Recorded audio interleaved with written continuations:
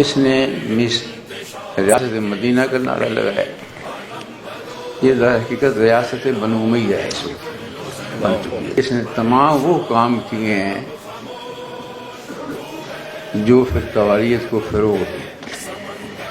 نعرہ لگایا کہ اتحاد بین المسلمین، پیغام اسلام، انہوں نے وہاں سے دستخط کروائے جی. اور دوسری طرف جو ہے بنیاد اسلام بل جو پیش کروایا پنجاب اسمبلی میں. وہ بنیاد اسلام نہیں تھا جی، وہ اسلام کی بنیادوں کو کھوکھلا کرنے والا تھا. بنیاد اسلام جو وہ ہے توحید، عدل، نبوت، امامت اور قیامت.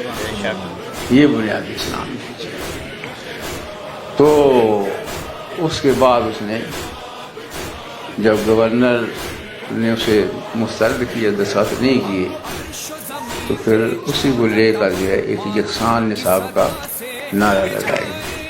ایک قوم ایک نصاب. کوئی آیت ہے یہ؟ کوئی حدیث ہے؟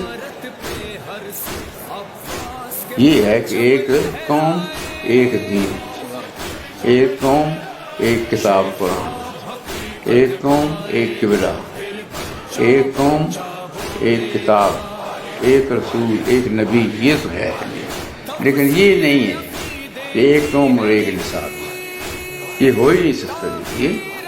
یہ تو مثال کے تو مقصد یہ کہ یہ تو ایک قسم کے ایک عقیدے کو دوسرے عقیدے پر مسلط کرنا ہے.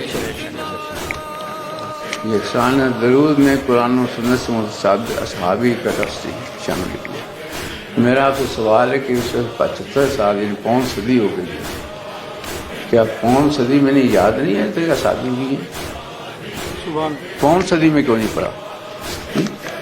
اب کیسے یاد آ گیا؟ بڑی سے بڑی کتاب دیکھ لیں، صحیح بخاری ہے، صحیح مسلم ہے، وہ اس پر گواہی دیتی ہے کہ اصل میں درود ابراہیمی اصل درود ہے. اللہم صلی علی محمد وآل محمد کما صلی علی ابراہیم وآل ابراہیم. اے اللہ تو محمد و آل محمد پر رحمت کا نزول